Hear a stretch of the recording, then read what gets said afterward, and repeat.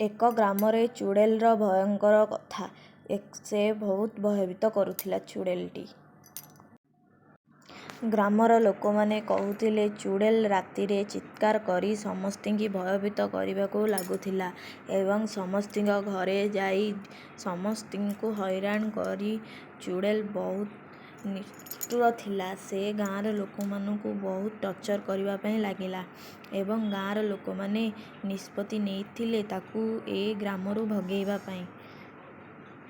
ଏବଂ ଗ୍ରାମର ଲୋକ ନିଷ୍ପତ୍ତି ନେଲେ ତାନ୍ତ୍ରିକ ଡାକି ଏ ଭୂତକୁ ତଡ଼େଇବା ପାଇଁ। କିନ୍ତୁ ସେ ଚୁଡ଼େଲ ଅନେକ ଚାଲାକ ଥିଲା। ଏକ ଯୁବକ ତା ନାଁ ରାମ ଥିଲା। ସେ ଗାଁର ଲୋକମାନଙ୍କୁ ଭ୍ରମ ଭାବି ରାତିରେ ଭୂତ ଅଛି କି ନାହିଁ ଦେଖିବା ପାଇଁ ଜଙ୍ଗଲକୁ ଯାଇଥିଲା। ଜଙ୍ଗଲକୁ ଯିବା ଫଳରେ ସେ ଭୂତର ଛାୟା ଦେଖି ସେ ଜୋରରେ ଦୌଡ଼ିବା ପାଇଁ ଲାଗିଲା ଏବଂ ସେ ଦୌଡ଼ିକି ଘରକୁ ଯିବା ପାଇଁ ଲାଗିଲା।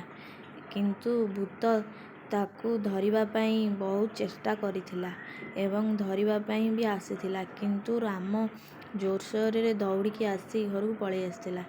ତେଣୁ ଭୂତ ସେ ଖୁସିରେ ଡ୍ୟାନ୍ସ କରିବା ପାଇଁ ଲାଗିଲା ଏବଂ ବହୁତ ଉଲ୍ଲସିତ ହେଲା ଏବଂ ବହୁତ ଖୁସି ମନେଇଲା। କାହିଁକିନା ସିଏ ଗାଁର ଲୋକମାନଙ୍କୁ ଏମିତି ଭୟଭୀତ କରିବା ପାଇଁ ନିଷ୍ପତ୍ତି ନେଲା ଏବଂ ତାକୁ କେହି ହରାଇ ପାରିବେନି ସେହି କଥା ଭାବି। ଏବଂ ଭୂତଟି କହିବା ପାଇଁ ଲାଗିଲା, ଯଦି ମୋ ଭିଡ଼ିଓଟି ଭଲ ଲାଗିଥିବ ତାହେଲେ ଲାଇକ୍, ସେୟାର, ସବସ୍କ୍ରାଇବ୍ କରିବା ପାଇଁ ଜମା ବି ଭୁଲିବେନି। ଏବଂ ନିଷ୍ପତ୍ତି ନେଲା ଏଇ ଗାଁର ଲୋକମାନଙ୍କୁ ମୁଁ ସବୁଦିନ ଡରେଇବି ଏବଂ ଏମାନଙ୍କୁ ମୁଁ ଗୋଟେ ଗୋଟେ କରିକି ଖାଇବି। ଏମିତି କରି ଭୂତଟି ନିଷ୍ପତ୍ତି ନେଲା ଏବଂ ଖୁସିରେ ଉଲ୍ଲସିତ ହେଲା। ଯଦି ଏଇ ଭିଡ଼ିଓଟି ଆପଣମାନଙ୍କୁ ଭଲ ଲାଗିଥିବ ତାହେଲେ ଲାଇକ୍, ସେୟାର କରିବା ପାଇଁ ଜମା ବି ଭୁଲିବେନି। ପ୍ଲିଜ୍ ଲାଇକ୍, ସେୟାର କରିବେ।